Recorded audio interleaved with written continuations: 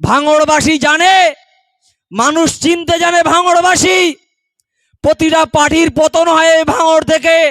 আজকে আমরা এখান থেকে বলতে চলেছি, আমরা বলছি 26-এর পতন আপনাদের ওখান থেকেই শুরু হবে। আপনাদের দিন লিখে নেন।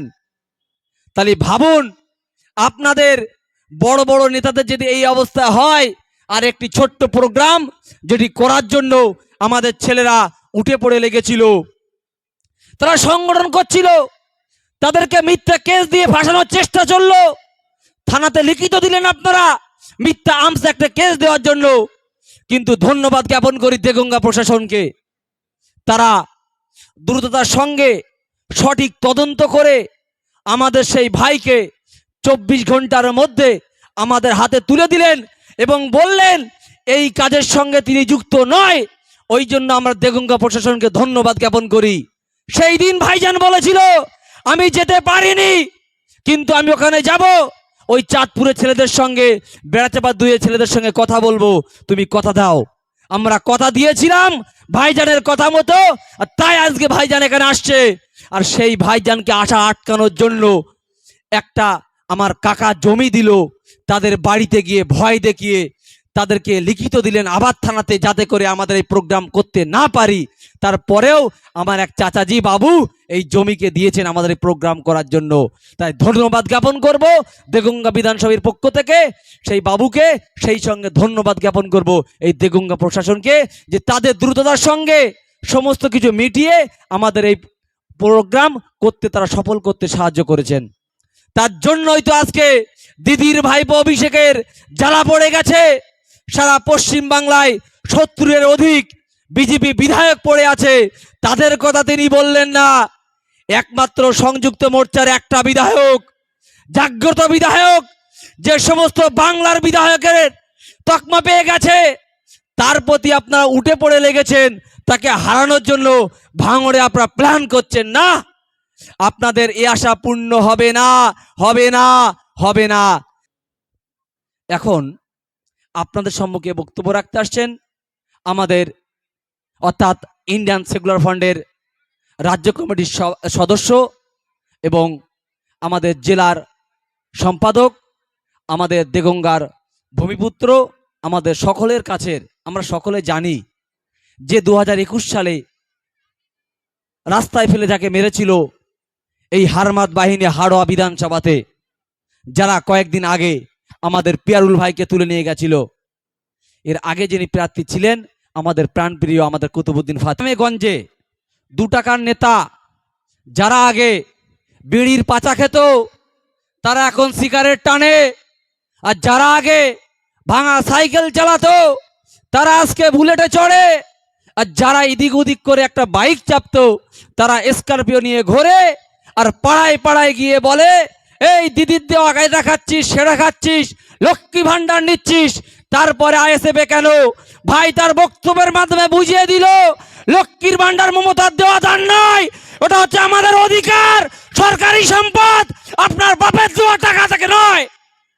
তিনি বুঝিয়ে দিলেন এটা আমার অধিকার, সরকারে যে আসুক আপনার কাজ করতে হবে আমার জন্য। আমরা আপনাকে বসিয়েছি, প্রয়োজন পড়লে ওই সিট থেকে আপনাকে সরিয়ে দিতেও কাউকে বসাবো। আপনি মনে করতে পারেন আমাদেরকে আপনার দেওয়া, আপনার পোষা গুন্ডা আমরা, কুকুর আমরা, আপনি যখন যেটা দেবেন সেটা খাবো। সেদিন গুজার গায়া আমাদের মধ্যে আমাদের অভিভাবক নওশাদ সিদ্দিকী মহাশয় এসছেন, তার আসার পরে মানুষ কথা বলতে শিখিয়েছে। কয়েকদিন আগে এক ভাই বলছিল ওরে তোদের নওশাদ খেতে দেয় নাকি এত দৌড়াস। তাদের উদ্দেশ্যে সেদিন বলেছিলাম, এখান থেকেও বলছি নওশাদ সিদ্দিকী কাউকে খেতে দেয় না, নওশাদ সিদ্দিকী কাউকে খেতে দেয়নি। কিন্তু বাংলার মানুষের মুখ খোলা নওশাদ সিদ্দিকী শিখিয়েছে, বাংলার মানুষকে কথা বলা শিখিয়েছে নওশাদ সিদ্দিকী মহাশয়। এটাই হলো আমাদের নওশাদ সিদ্দিকী মহাশয়। পাবে কেন? কেন চুরি তো করেনি আপনারা, আপনার নেতারা চুরি করেছে। আর মাদের বলো মা লক্ষ্মী ভান্ডার পান তো অধিকার সমাবেশে গিয়ে বলবেন আমি 1000 টাকা লক্ষ্মী ভান্ডার পাই, এটা আমার অধিকার। কিন্তু এই সরকার এই অধিকার আমার দিচ্ছে না। কারণ আপনার 1000 টাকা দিচ্ছে, কিন্তু আপনার স্বাস্থ্যে যে অধিকার আছে এই অধিকার নিয়ে আপনার সঙ্গে নাটক খেলা চলছে। ভাবুন, আপনার বাড়ির ছোট মেয়েটাকে যদি অপারেশন করতে হয়, আপনাকে নিয়ে যেতে হয় নার্সিং হোমে। সেখানে কি স্বাস্থ্যসাথী কার্ডে কি আপনার ফ্রিতে চিকিৎসা হয়? হয় কি? জোরে বলতে হবে। আপনাকেও 1000 টাকা দিতে হয় অ্যাপেন্ডিক্স অপারেশন করার জন্য। কিন্তু এটা নয়। আগামী 21শে জানুয়ারি আমরা অধিকার সভার ডাক দিয়েছি। 21শে জানুয়ারি প্রতিষ্ঠা দিবস হতে পারে আইএসএফ এর, কিন্তু না, আমরা মানুষের অধিকার নিয়ে কথা বলি। আমার মায়ের অধিকার, স্বাস্থ্যের অধিকার আছে। 1000 টাকা নয়, ভাতা আরো বেশি দেওয়ার অধিকার আছে। কারণ এই টাকা আমার রাজ্যের কোষাধ্যক্ষের টাকা, আমার আপনার ট্যাক্সের টাকা। এরা কোনো দাদা দিদির রক্ত খাওয়ানো টাকা নয়, কোনো টিএমসি নেতার পকেটের টাকা নয় মাঝি। এটা আমাদের অধিকার, এটা আমার সরকারের অধিকার। যে সরকারি থাকুক না কেন, তিনি ভারতীয় সংবিধানকে শপথ করে বলেছিলেন, আমি বাংলার মানুষকে তথা ভারতের বাংলার মানুষকে তার অধিকারে দেওয়ার জন্য আমি এই মসনদে শপথ নিলাম।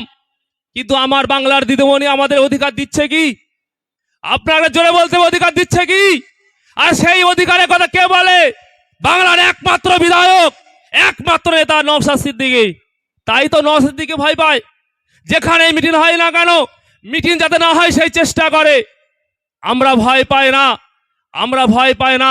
কারণ আমরা 21শে জানুয়ারি কলকাতার রাজপথে ডাকবো, আমরা হাঁটবো, আমরা বলবো আমার অধিকার চাই।